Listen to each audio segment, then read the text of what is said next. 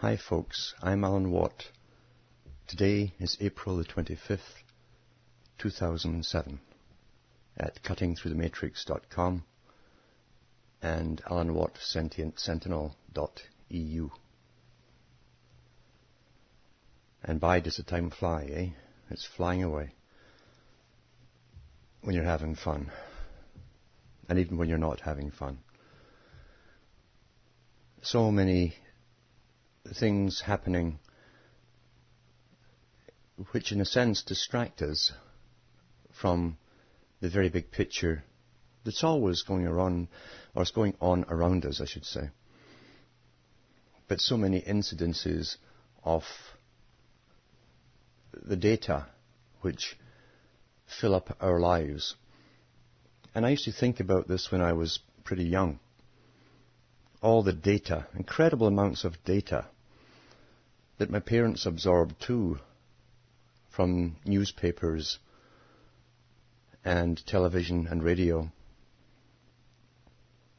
interspersed with all the fads that they were given to pick up and run with, which is marketed to them really by the same media that gives you what is supposed to be relevant information. I can remember when the hula hoop became fashionable for my parents' age group. And I was really small at the time, and I'm watching them buying these plastic tubes, really. That's all they were, is cheap plastic tubing with a little wooden dowel in them to keep the ends together. And it was marketed via the media that was going all out for the pop and the rock revolution to make things trendy. Roller skates became trendy again, and hula hoops. And you watch your parents and everybody else's parents waddling these rings around their waists, trying to keep them up, and laughing. And I thought, well, that's a strange way of happiness. I used to run off into the forest and climb trees and things and fall out of them. And that seemed more natural to me. You didn't have to buy anything to do it. But that was the same age as they were targeting the age groups, as they always do. Every generation gets targeted by the marketers. And remember, Bertrand Russell talked about the necessity of bringing in the big marketing organizations to be of use to condition the mindsets of the whole world towards a particular controlled agenda. And sure enough, they went at it right away. I don't think he invented the idea. It was on the go before he came along, I'm sure. But it certainly was more sophisticated in his day with the advent of radio, television, and so on. And they marketed the twist, the silly dance called the twist, by making it a hit record, Do the Twist Again, with Chubby Checkers, I think it was. And I watched all these parents go wild doing these silly dances. And I knew then that it wasn't really normal. What struck me is why they'd adopt what they saw being done on television. And yet that is exactly the technique. It's so simple. It's been used since before the days of Plato, but Plato certainly wrote about it, that the public who witness entertainment mimic what they see. They mimic, they copy what they see. Simple technique, especially when it's presented in almost a circus-type fashion. The hype, almost a happy hysteria presentation. The same technique works, of course, in big rock bands. You don't see so much anymore, but you'd see crowds go wild with hysteria as the bands would sing. In fact, often you couldn't hear them singing at all. You couldn't make the words out. You just heard the feedback from the cranked up amps and the screaming of the crowds. So a circus type atmosphere that creates a type of hysteria is very good for promoting particular suggestions into people. And sure enough, as I say, short of the hula hoop fad was over when they'd bought their second or third one, because they all broke. The cheap plastic, it would sort of bend and get a little kink in it and you couldn't get it out. And they all ended up in the dump until they gave you the next fad and the next fad. And then they brought out even hipsters for men. Hipster pants were pants that literally sat on your hips. Now, men don't have much of a hip, so it wasn't the best thing to buy, because they tended to sort of drop your pants rather quickly when you least had expected it, so that didn't last too long. And then they had the bell-bottom pants with the best name brands. That was a big thing too, the beginning of the name brands, with the big patches advertising them, who made them. That became the snob appeal, you see. And ever since then we've been on a roll from one thing to the next, because the fashion industry works, as Plato said, in conjunction with the drama and the music industry. Always has. It's all part of culture creation. In the Victorian and the Edwardian days, because it was still important to keep family units together, since most of them were workers, and bringing up the next generation of workers and soldiers for the British Empire and everybody else's empire, depends what country you're in, they promoted basically the family unit. That was very important. They didn't push promiscuity at all. In fact, they came down on it and condemned it, and they made sure that women wore long dresses and behaved in a certain fashion. And then, of course, when the family unit was to be destroyed, because the system was moving on to the next post-industrial era, then they decided to take down the family, and most of the skirt disappeared for a while when they brought in the miniskirt. And we've been on a roll since. So fashion is a very important part of culture creation, as is music and drama. Each age group tends to think that all of the things that are there in their lifetime and develop in their lifetime are spontaneous. That's what you're taught to think. But nothing is so further from the truth. Everything is planned like a huge business plan, way in advance with experts. And it was done so with think tanks in the 1800s, just as much as today. They looked ahead to the future. They had whole think tanks of economists working for the big corporations based in London. And part of their whole investment procedure was to look at the society that would develop and that they wanted to develop over the next 100 or more years. That has never changed. We tend to think that, listen to the media, that we're just stumbling through time, and parliaments and politicians just deal with issues as they arrive at them and debate them and come up with the solutions, and nothing is further from the truth. Nothing is further from the truth. When big changes occur, you always have a form of chaos.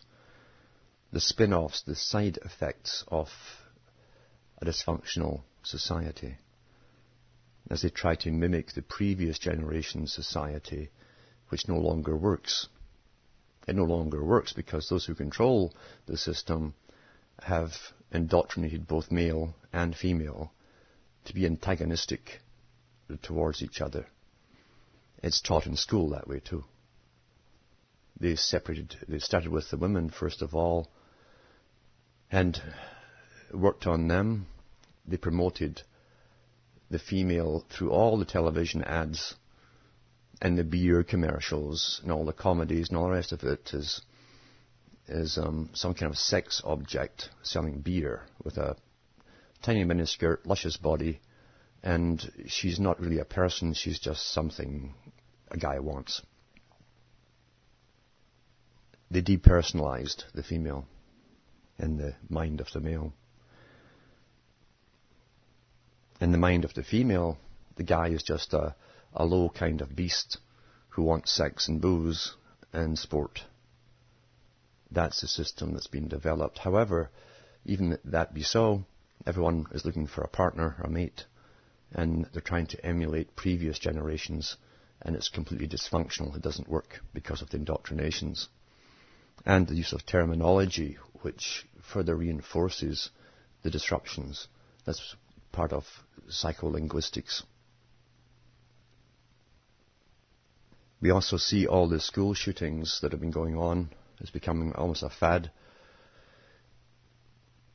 And always a couple of years later, they come out with more details. They wait for a couple of years before the unwashed masses get more of the truth. Because there's always a benefit to government's agendas with these shootings. Part of it is more control. Oh, see, you live in an unsafe society. In fact, you yourself cannot be trusted. You might go berserk. You need to be monitored, watched, tested. And remember that President Bush wants every American eventually to be tested psychologically by the experts, you see. He will come up with all kinds of theories to fit you into. And if he can't fit you into one, they'll make a new theory just for you. Now, I've been looking at a few of the science websites to do with the shooting. It's interesting the way they phrase things, because this is a standard way, the one I'm about to read. But how they phrase things and put little... They condense it down into a sort of tin of soup, condensed soup fashion. And they take all the bulk out of it, knowing that most lay people read just the overview that's minus all the relevant details. And that's how you're left with an impression in your mind. This one is from phys.org.com. And this states here, this is from April 22nd, 2007. Scientists look to disrupt the brain chemistry of violence. Now, before I start, I'll give you my little preamble. Psychiatry is a new supposed science. It's been on the go, really, for 100 years, and any form of pretense of a science. They're tremendously good in psychiatry at diagnosing, put you into a category of illness. They can describe symptoms and signs of and symptoms of a particular type of illness.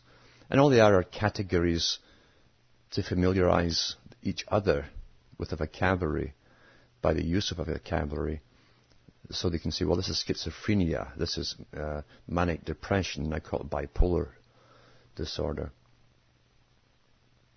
and so on.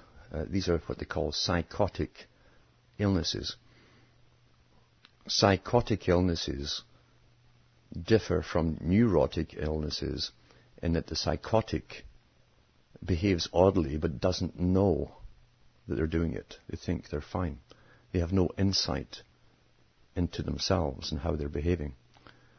A neurotic tends to know there's something wrong with them, but they don't know what it is. That's the big split there between the two categories. And psychiatry has looked since its beginning for self-importance. To build it into a science to make it credible, they put more propaganda out there than most sciences. All sciences do put tremendous propaganda out to basically get credence from the public. They want to be raised above the public into a profession, a professional science.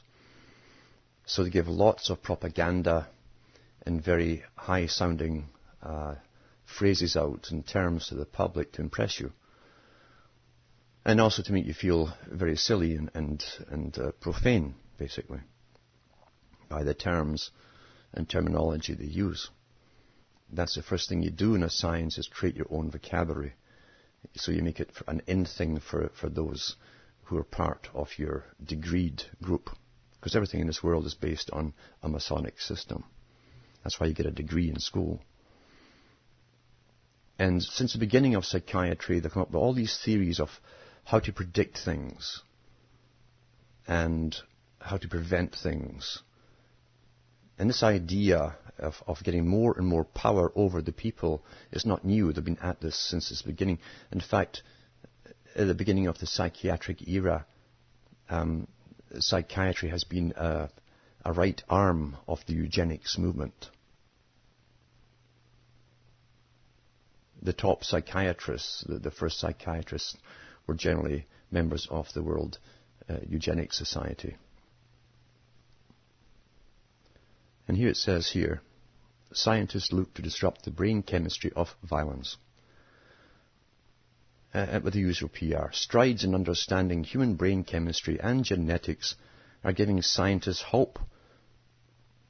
They may be able to diffuse violent behavior to avoid tragedies like last week's university massacre in Virginia, neurologists say. The shooter, a 23-year-old South Korean, which is 32 backwards, by the way, for Masons, who had lived in the United States since he was a child, killed 32 people before committing suicide in the deadliest school shooting in U.S. history. There is no doubt in my mind that if we could have examined his brain, the killer at Virginia Tech, we would have found anomalies, and we would have been able to suggest for him to get therapies, said Dr. Alan Siegel, a neurologist and researcher at the University of Medicine of New Jersey. That's your typical statement from these guys who want more power over the public, because they've been cutting brains apart for a long, long time, coming up with all kinds of theories, and my goodness, is that a little lesion there? And then 10,000 of them will debate it and come up with 10,000 different reasons and disagreements. But they keep pulling the same thing out the bag, the same rabbits out the bag, because they want power over the people to be able to create this world where everyone is studied and given the clearance stamp. You'll be approved to get into the workforce, as the agenda stated a long time ago. You have your stamp of approval. And isn't it interesting that the big thing that came out in the 50s, really primarily, from Hollywood once again, was suddenly every star in Hollywood suddenly had a therapist. It was the end thing. Everybody had to have a personal therapist. They'd talk things over with. Before it was your rabbi or your priest or whoever, and now it suddenly became your therapist, a professional. And if you really want to know the story of the professionals, you should listen to Woody Allen and all his stories about them, because he was addicted to them for years until he really understood that they were no better off than he was, as far as a healthy mind went, wherever that is. And therapist is the rapist. The rapist. Think about it. What is someone who rapes your mind? A therapist, the rapist. A neurologist and researcher at the University of Medicine, New Jersey. We might have been able to avoid this if he had been treated properly in the hospital setting, Siegel told AFP. Which is, again, is a big joke, because to get treated properly, you'd have to be really somehow uniquely diagnosed as being a potential berserker, as this guy became. And they don't have these sciences, we're told, yet.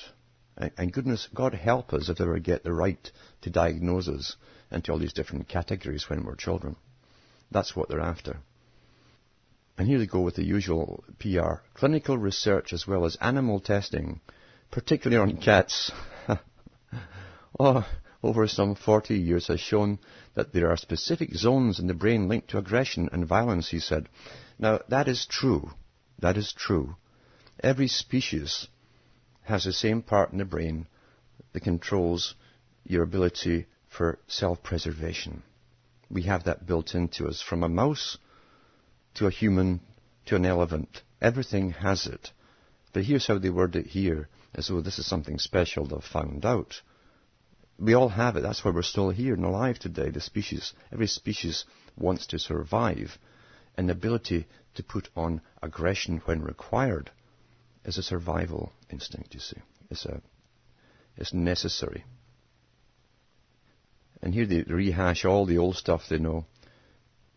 The front region of the brain, or the prefrontal cortex, including the limbic system, appears to play an important role in violent behavior, according to the neurologist.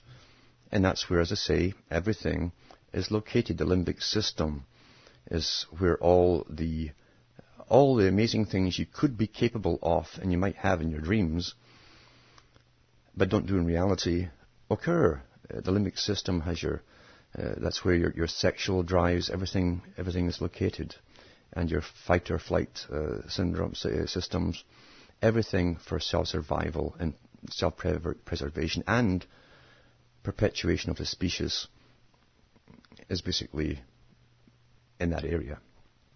Then he goes on to say, the killer Charles Whitman, who gunned down 16 people at the University of Texas in the 1960s, was found to have a tumor in the temporal lobe in the region of the limbic system, he said. See, they're still looking for physical causes for all these things.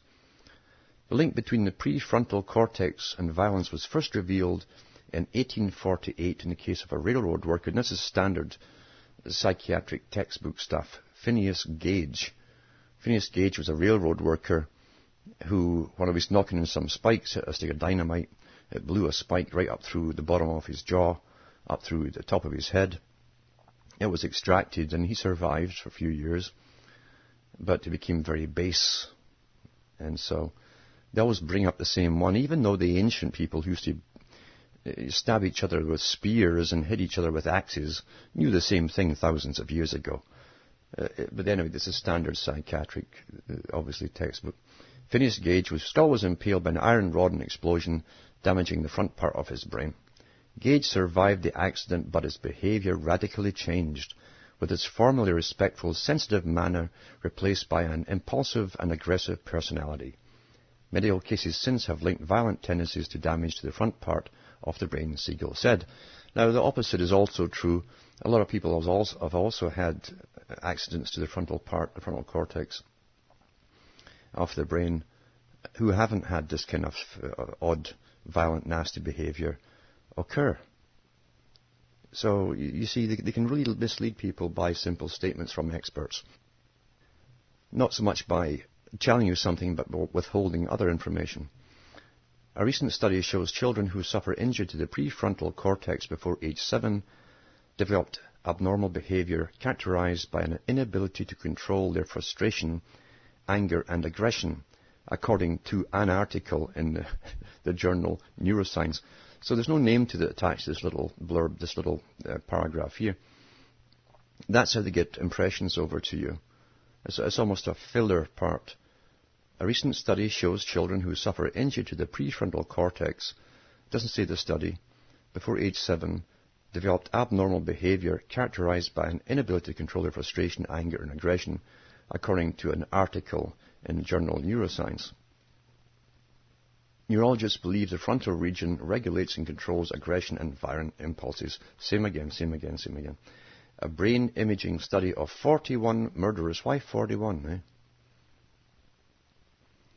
Found evidence that in most cases the prefrontal cortex, as well as some deeper brain areas, including the amygdala, functioned abnormally, researchers wrote in Neuroscience article. Now, you'd have to do a blind study, meaning you'd also have to do people with the same, who didn't become murderers, and compare them. That's how you do things, you see. You compare them all. I'd like to see some of the elite's brains. Wouldn't you like to see some of that and see what's wrong with that? Maybe guys like Lord Bertrand Russell or the Darwin family group. But they won't let us have access to that information. In the case of the Virginia Tech gunman, a medical investigation would also have to examine if he suffered a deficiency in his serotonin system said Klaus Mizek, a neuroscientist at Tufts University. That's the end thing today. That's the greatest theory now, where you see, to go from fad to fad. In the medical profession and the psychiatric profession, and even the herbal industry, it's the same thing. They go from one fad to the next fad to the next fad, and that's a fact. If you check your history of these so-called professions, they're tremendously addicted to fads. And they have theories that last for a while, and are taught, and you pass you and get your masters and your degrees and stuff. And then 10, 20 years later, they change the theory and replace it with something else. And that's now the gospel truth, until the next gospel truth comes along. And you have one fad after another. And what's interesting, too, here they are with this careless blurb here, trying to say that it could be a deficiency in the serotonin system, which, as I say, is the in theory right now. You see, it's one of the in theories. And you make a lot of money off these theories because scientists live on grants. They're given lots of grants. And so they have to come out with results for the money they're spending to the guys that give them the money. And they come out with all these theories, and that's the big in thing right now. I notice in the comment section here, someone does have a bit of the truth here. Someone replied to this talk, if I'm not mistaken, most, if not all, of the recent mass killers were on selective serotonin reuptake inhibiting medications. There's a known connection between these medications and violent behavior towards self and others. That's quite correct. You see, there's the other side from what someone has written in about this, but it's not in the actual blurb itself. They're actually pushing these drugs in the blurb, which is natural, because the last people who are going to accept anything where they're doing wrong will be the psychiatric profession, who dish out all these drugs for the big companies. We know that, for instance, Prozac and all the offshoots of Prozac, now that it's got a bad name, there are all these other Prozac types with different names. They just change the molecules around a little bit, call it something else. And they've found that people who are on these are having violent outbursts and often blackouts, and they can't remember it. And then at the bottom of this article, I must admit, here's another bit of misleading information. A number of drugs have proved effective in controlling violent impulses by compensating for serotonin deficiencies, said Siegel. Siegel is obviously well in with all the drug companies that are pushing these serotonin-type drugs, replacement drugs. And it says, citing Prozac and lithium also used to treat schizophrenia. Now, lithium is traditionally been used for manic depression, bipolar depression, not schizophrenia.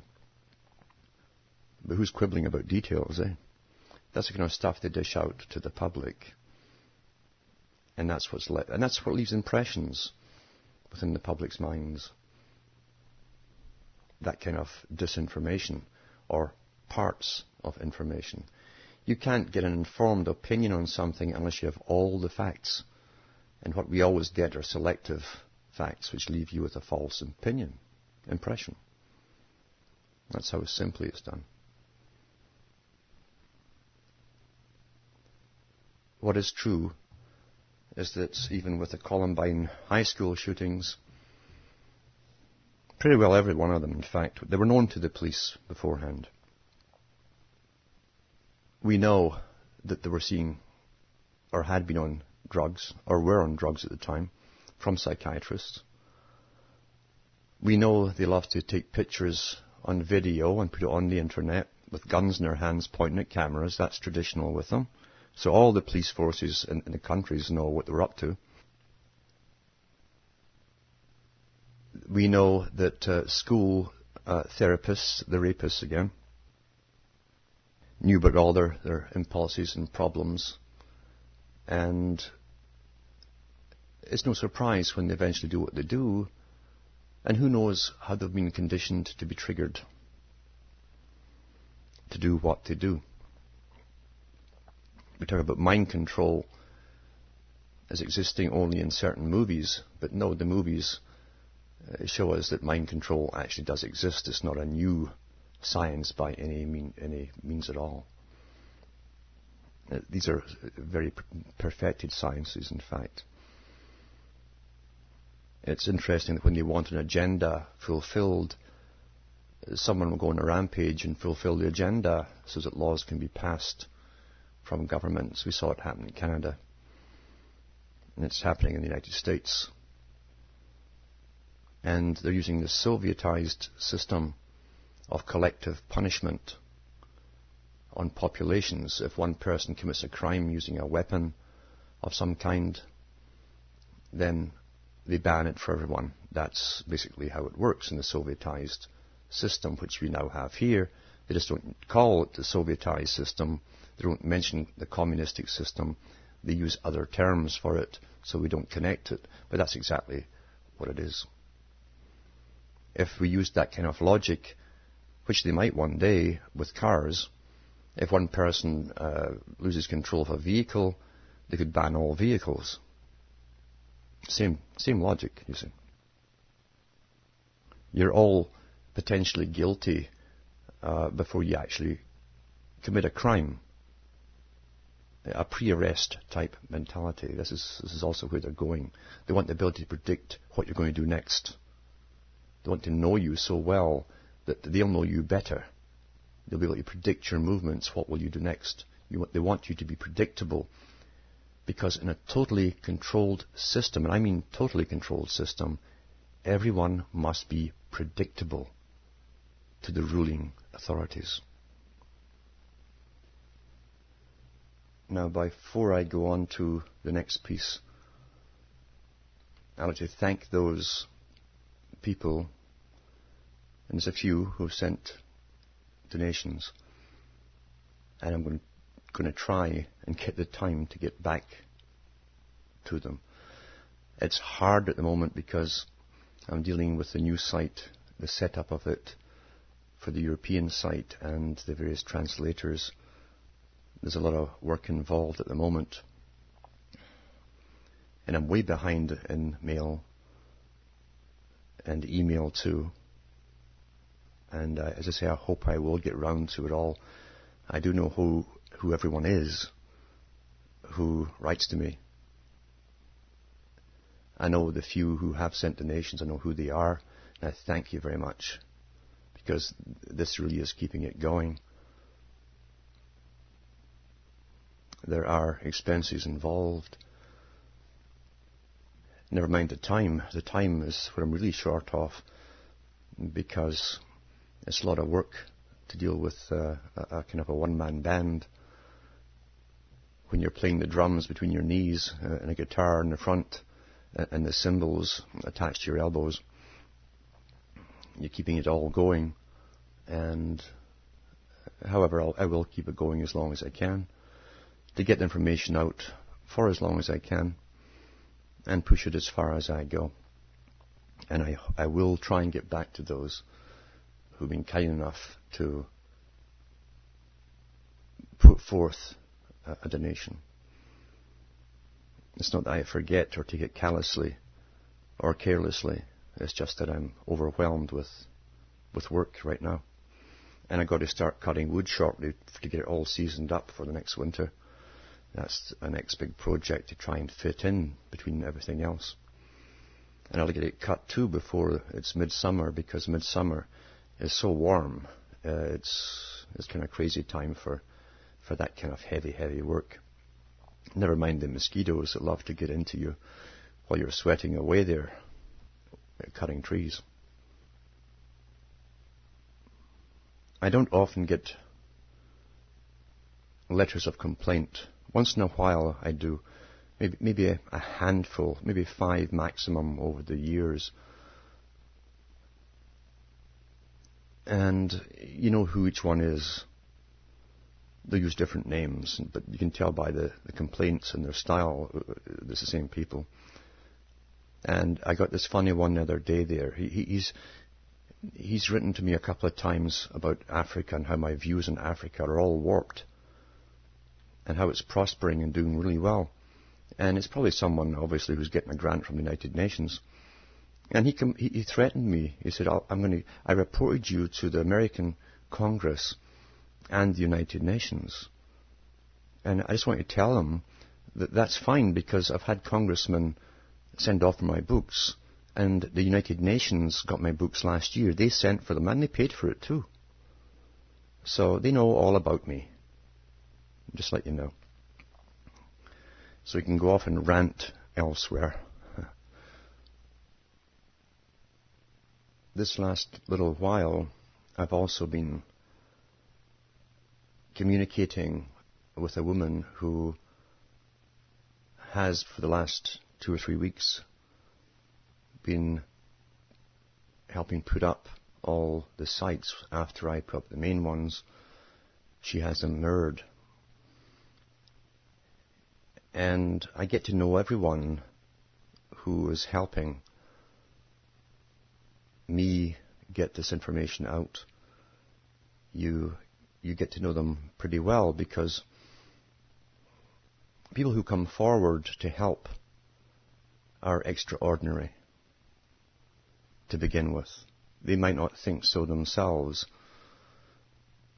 but they are extraordinary. They do come forth to give you time and put some effort and work into getting this information out, because they believe and they know it's important that others know more of the reality that exists around them and within them, what has shaped them themselves. And they also want to prevent all the mishaps that we've lived through from occurring with subsequent generations. It's time that this was stopped. This manipulation, this mass manipulation, and mass mind control. So the woman who's been helping me with the sites has been taking care of her father, who was ill for years with chronic skeletal problems. And only a couple of weeks ago he was diagnosed ultimately with cancer, sarcoma that was all through his body. And she went through the whole process of seeing, take to his bed, doing all the daily hygiene, the turning him every couple of hours. And we were in frequent communication over the days as he died just the other day. And she certainly did give him good care. I know that. And he died seemingly without tremendous pain. It was hard work for her, because turning someone every couple of hours and propping them up and so on,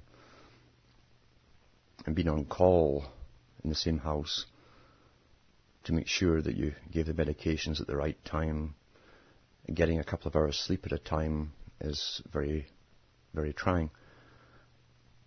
And so I commend her for what she did. And it takes me to the next part of how we begin to appreciate life more by being involved in these entrances and exits from life. And not so long ago, families took care of their own. And everyone chipped in, even the youngest would chip in. This tended to bond them together and give them an appreciation for each other, an appreciation which would override the impulses we have once in a while to get angry at each other, because in the back of your mind, death is real. And it's only after people die that you have the wish back. If you'd have it all over again, all the silly little things that you exchanged between each other at times had never happened, certainly in the way that they happened. We live in an age of nihilism, an induced nihilism. a part of the side effect of the breakup of the family unit, which was essential for this next part of the New World Order, as Bush Sr. said, and no one complained that he was making out a conspiracy theory when he stated it on national television. The family unit had to go, obviously. So people don't appreciate each other anymore. Life is cheap now. It's become so cheap. And very artificial. So remote from reality. It's the dream of Plato when he talked about the beehives that would bring about the republic, the utopia of the elite. Because in a city-type system, which is all artificial from top to bottom, you can alter the culture. Culture is plastic, it's fluid. And you can alter it. Right is wrong, wrong is right. It's whatever they say so at the time that becomes the norm.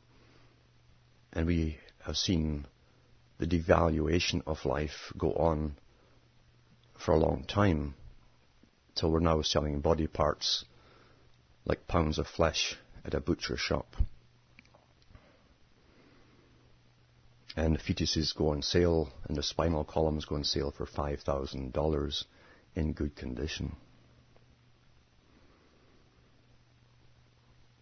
The dead are taken care of in hospitals before they die, and all you have to do is visit them once in a while, where they're cleaned up, propped up, drugged, and you leave them some flowers or some fruit they can't eat, and walk out again at the end of the visiting hour. Then they're dead. The undertaker takes care of things. You don't have to deal with anything. You just pop in to see old so-and-so, all dressed up in the best suit, in a casket for about an hour. And then it's over. It's all made so hygienic and sterile. There's no care involved. All we have is a sort of fuzzy recollection afterwards of what transpired. Whereas when you're involved with the person, you go through milestones yourself. Milestones begin when you're born. From when you say Dada or Mama. I guess Dada's out the picture now in single-parent families. And that's one milestone. And you go through different milestones as you grow up. When people die, you tend to see yourself, a bit of yourself, go with them. And also as the gradual acceptance comes that life isn't so cheap after all, that life itself is precious. When you understand that life is precious, then you stop treating each other quite so bitterly with petty jealousies and anger and conditioned responses to each other that siblings often have. Even years later, they fall back into patterns of dominance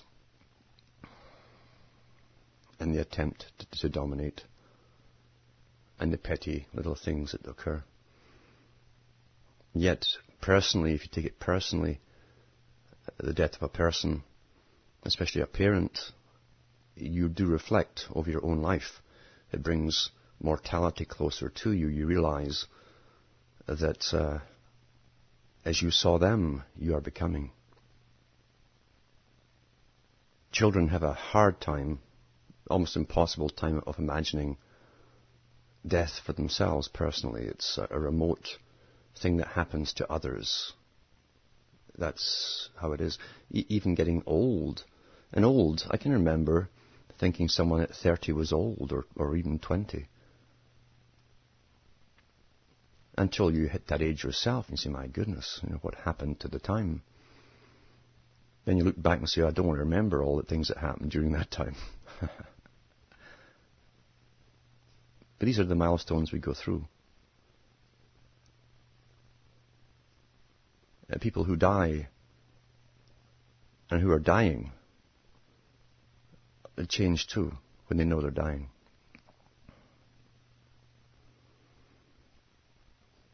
We all have these personas we project outwardly. It's never the same as the one that the people who watch us and see us see. It's always different.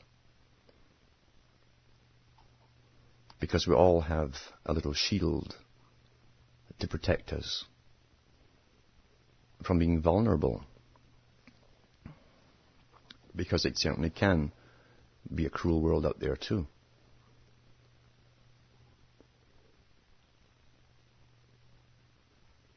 Yet when someone knows they're dying, all the little things they used to be obsessed about disappear.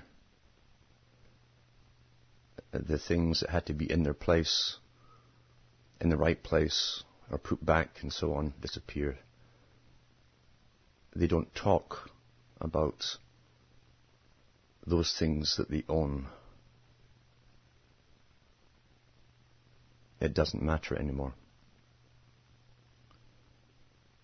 If anything, their thoughts are on the things which influenced them, people who influenced them, their friends, some of whom they've never seen for many years. Because that's what life's about. It's not what we have or what we accumulate. We can all accumulate, no matter what class level we live in. It's the people who affect us that come back to us in our minds at certain times. That's what's important. In fact, that's all that's important. Something we've lost. We're lost in it because we're brought up in a commercialized world where happiness is the next bar of soap, as some nude woman scrubs herself in the bathtub on a television set, or the next toothpaste, or whatever it is they're pushing. And it's nothing further from the truth. Because some kindness at times and some opening up of true communication between person to person can embed itself in the mind or the minds of those who exchange thoughts and ideas, not simply exchanging data that's been downloaded into them. Normal people have been blunted emotionally by the system they've grown up in. The emotions are still there, they can't express them, they're not sure if they should at times. Because we have been almost depersonalized, dehumanized in this culture that had to be created for the elite to bring us to the next step, so that we wouldn't protest the grotesque things which are happening and we've accepted now as the new norm. You get sick of hearing about what Hitler did in World War II when the Soviet system killed many more, when other governments in past ages had done the same, often on their own people. And if I had my way, I'd have monuments to every massacre, every Holocaust brought on from governments in every nation, to remind the people that servants are supposed to be exactly that, not your masters, because they always attract the psychopath who ends up in charge with fellow psychopaths, and they always go off in the same direction. They have no choice. And since they're terrified of the bulk of the populace, the humans, the normal humans that have emotions and loves and dreams and sorrows and guilts, something that the psychopath doesn't understand, then they must try and keep the normal people in check, and eventually they must completely control them. So for all those listening, and the young ones too, because I get a lot of mail from young people who are going through tough times in a very crazy world that's partly science fiction to them, the way it's presented to them. They've been conditioned through tremendous scientifically created systems in the school that Bertrand Russell said would literally condition them for life. They're battling that and in response to them coming in to society after school and trying to fit in.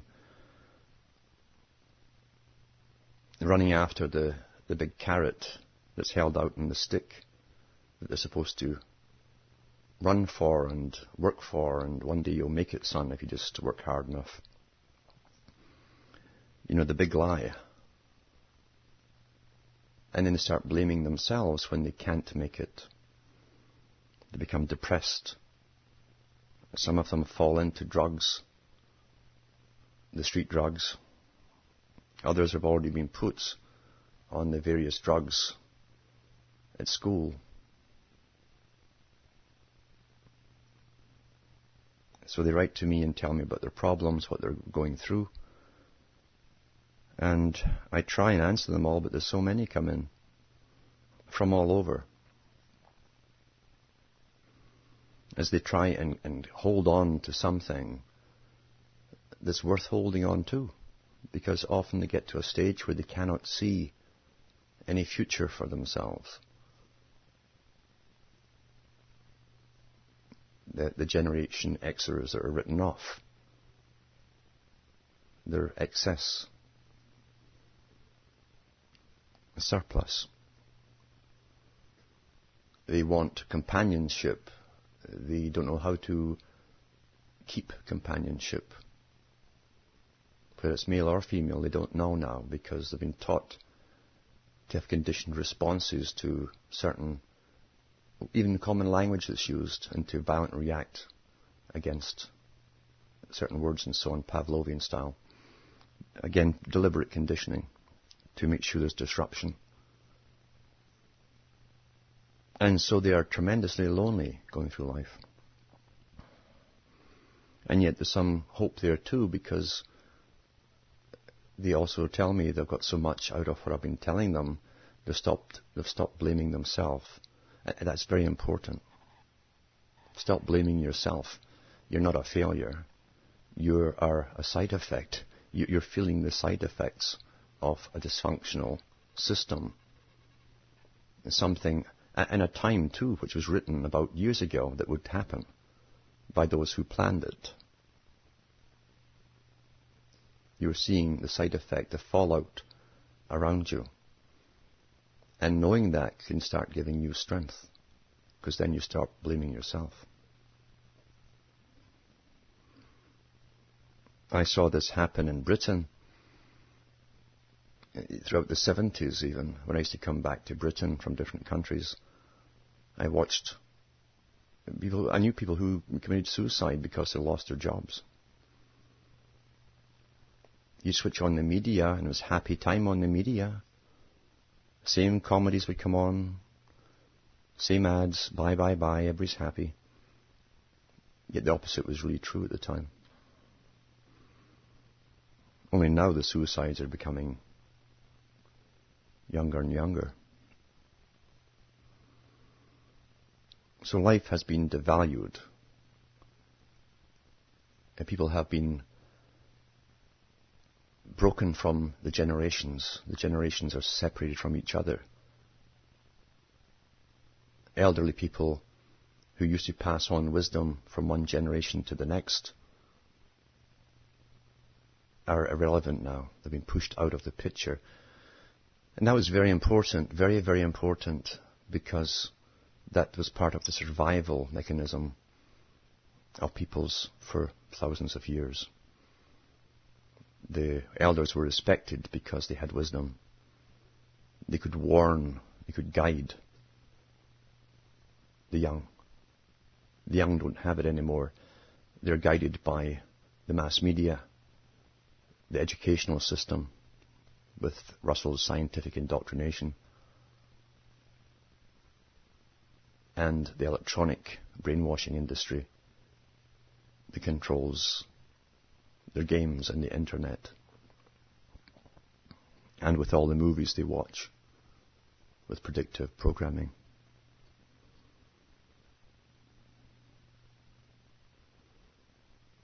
The fallout is everywhere. And it was predictable, because it was planned that way. Many books have been written at university level, written as far back as the 50s and 60s and 70s, on the coming disruptions within society as science took over control and decision-making and conditioning, where with more techniques of birth control, with the gradual acceptance and psychological indoctrination that the baby, or Latin for fetus, dehumanizing again, something which is human, is just like a wart. You can get rid of it and it's no big deal. The next step was to start on the elderly, put them off into the old exit homes, and it's no big deal. They're of no use. They are the useless eaters. Or as United Nations say, a good citizen is a good producer-consumer. When you're elderly, you stop producing. Therefore, you're just a consumer. Therefore, etc., etc. We're lucky that some parts of the world, they still have family units, although they are under tremendous attack from what's now called the democratic system, being pushed by the West and the United Nations, where they still take care of each other to the end, knowing with confidence that when it's their time to go, their relatives and children will take care of them too, the natural way. Getting back to the temporary webmaster, I was trying to find something with an appropriate song for the end of this blurb. And when you look back on it, there's not many songs about your dads, because they've been put out the picture so much. There's stuff from the 18th century and 17th century, etc., when men had some stature, but as they've been devalued and humiliated through comedies and etc., there's nothing being churned out about them. So I looked through all these old songs and couldn't find anything, except that when I hung up the guitar, as they say, years ago, to begin doing what I'm doing now, and I vowed never to play it again, at least till I was doing this, something very important. I also chucked out lots of old master tapes from studios of songs that I had got, published or had written for others, and I thought they were all gone, but I found one old cassette taken from a master I hadn't ditched yet. And I do these kind of things. I throw my past out as you go through phases and you become the new you, and you've written books, you've written poetry, you've written songs, you do different things in your life, you play on stage, you do session work, you play solo on stage, you work with groups on stage, you do it all, and each part's a different part of you in a sense, or at least with me. And years ago, I wrote a few songs and backed someone who wanted an album produced.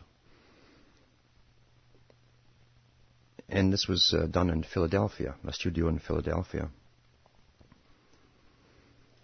And so I was digging through all my old stuff to see if there's anything left at all with talking about dads. I found one which was never published. I wrote it in a cafe on the way down, because on the way she was going to visit her father, who was sick at the time. And she says, could you write something about, a dad, a father? I says, well, I hadn't really thought about it. So I scribbled this one down. As you do, you scribble lots of songs down and throw them in boxes, and then you throw them out or whatever. And really to keep her happy, I says, okay, I'll write something. And once we went into the studio, which was about 1 a.m, in fact, the time we arrived there, and the technicians were clearing away stuff and resetting up stuff. As they were setting up the mics and the volumes and so on, she says, why don't we sing that one you just wrote there? While they're setting the mics up, just to get the volume levels and so on just right. It was never meant to be recorded. And it's about a dad, you see. Even though it had bits of my dad in there, she said, your dad will be like everybody's dad, in a sense.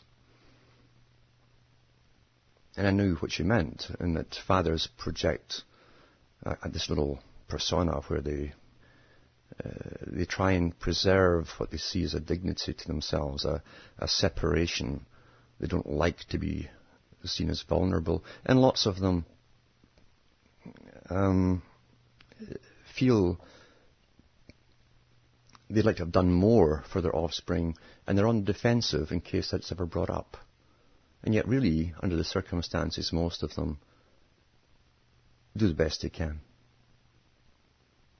Who are we to judge?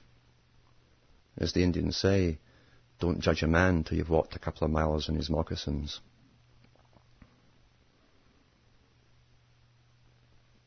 So forgive this little ditty song, but it's all I could find to do about dads. It wasn't meant to be published, as I say. It was just a first run through. It's the only time it was ever sung. Just to get the mic set up and the volume set up. But it's a dad song. And so it's for Laura, and it's for pretty well everybody else's dad, I guess. Life and death go together. Dying's part of living.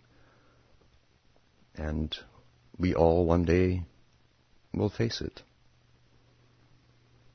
From Hamish and myself, it's good night. And may your God or your gods go with you.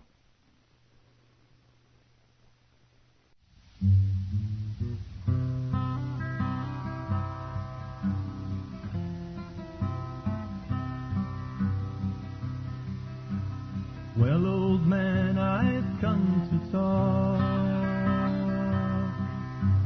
We can have a beer or go for a walk.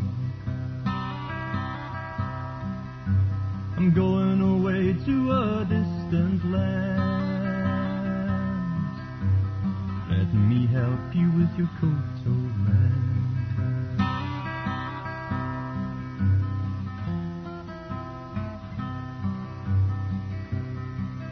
Your defenses are all up before me.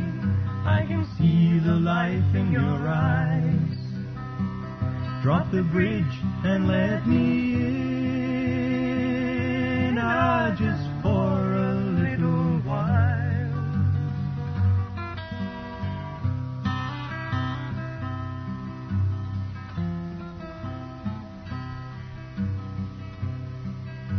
Your talk is rough, it's just your way.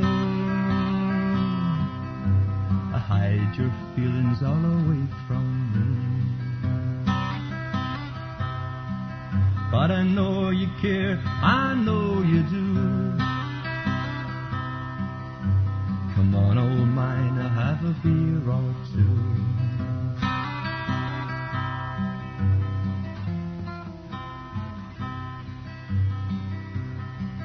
Your defenses are all up before me. I can see the light in your eyes. Drop the bridge and let me in.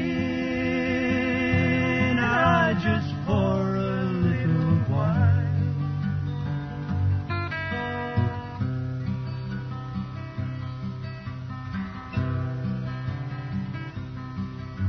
You never spoke much when I was a kid. Down the deepest mines you hid. You never had much of a life, old man. But your slaving made me what I am.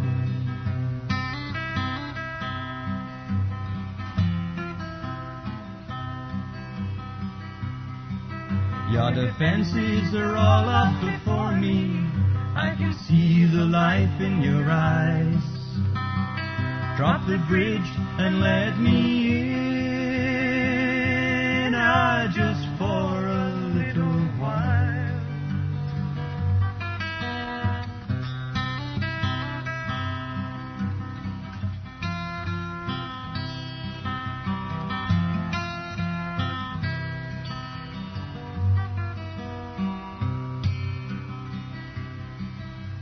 So thanks for the crack at life, old eyes.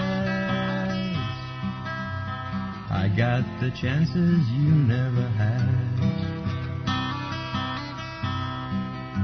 I'll hug you now and be on my way. I love you, Dad, and that's all I gotta say. I love you, Dad, and that's all I gotta